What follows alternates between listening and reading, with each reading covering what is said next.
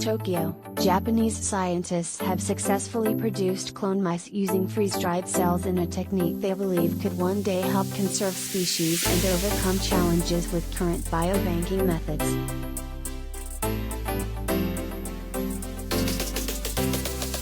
The United Nations has warned that extinctions are accelerating worldwide and at least 1 million species could disappear because of human-induced impacts like climate change.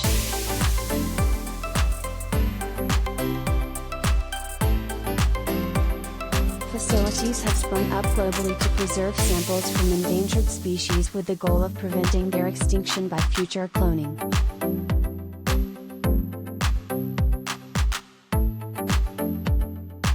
These samples are generally cryopreserved using liquid nitrogen or kept at extremely low temperatures, which can be costly and vulnerable to power outages.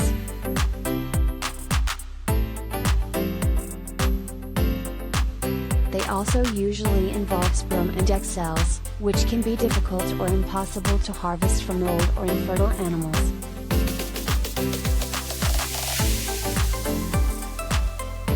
Scientists at the Japan's University of Yamanashi wanted to see whether they could solve those problems by freeze-drying somatic cells, any cell that isn't a sperm or egg cell, and attempting to produce clones.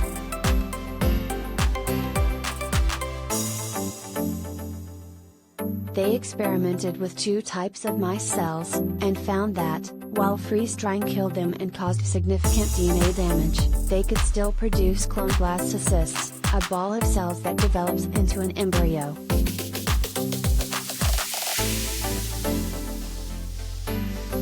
From these, the scientists extracted stem cell lines that they used to create 75 cloned mice.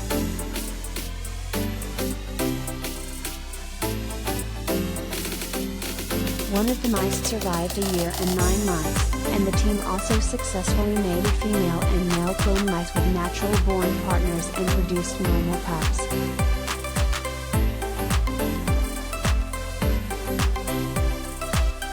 The clone mice produced fewer offspring than would have been expected from natural-born mice, and one of the stem cell lines developed from male cells produced only female mice clones.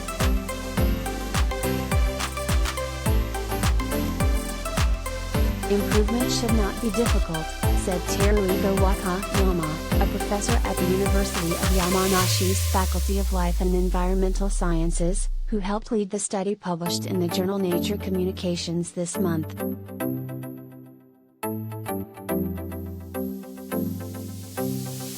We believe that in the future we will be able to reduce abnormalities and increase the birth rate by searching for freeze-drying protectant agents and improving drying methods, he told AFP.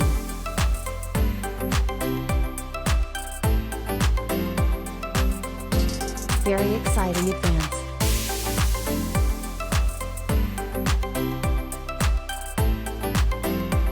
There are some other drawbacks. The success rate of cloning mice from cells stored in liquid nitrogen or at ultra-low temperatures is between 2 and 5%, while the freeze-dried method is just 0.02%.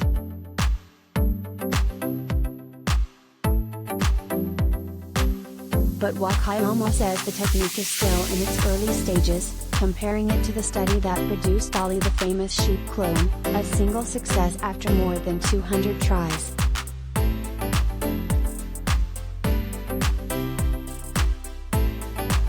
We believe the most important thing is that cloned mice have been produced from freeze-dried somatic cells, and that we have achieved a breakthrough in this field, he said.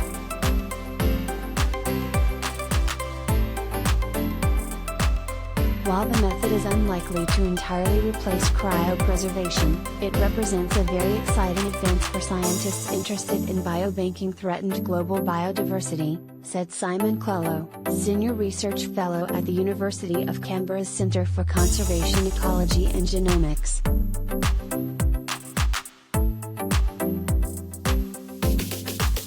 It can be difficult and costly to work up cryopreservation protocols, and so alternatives, especially those that are cheaper and robust, are extremely welcome, added Clello, who was not involved in the research.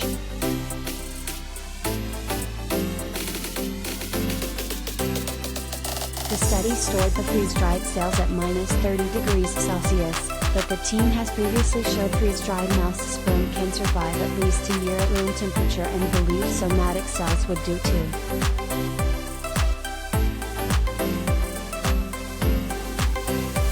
The technique could eventually allow genetic resources from around the world to be stored cheaply and safely, Wakayama said.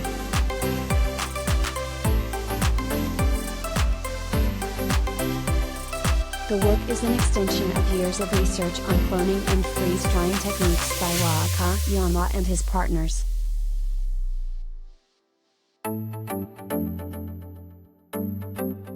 One of their recent projects involved freeze-drying mouse sperm that was sent to the International Space Station. Even after 6 years in space, the cells were successfully rehydrated back on Earth and produced healthy mice pups.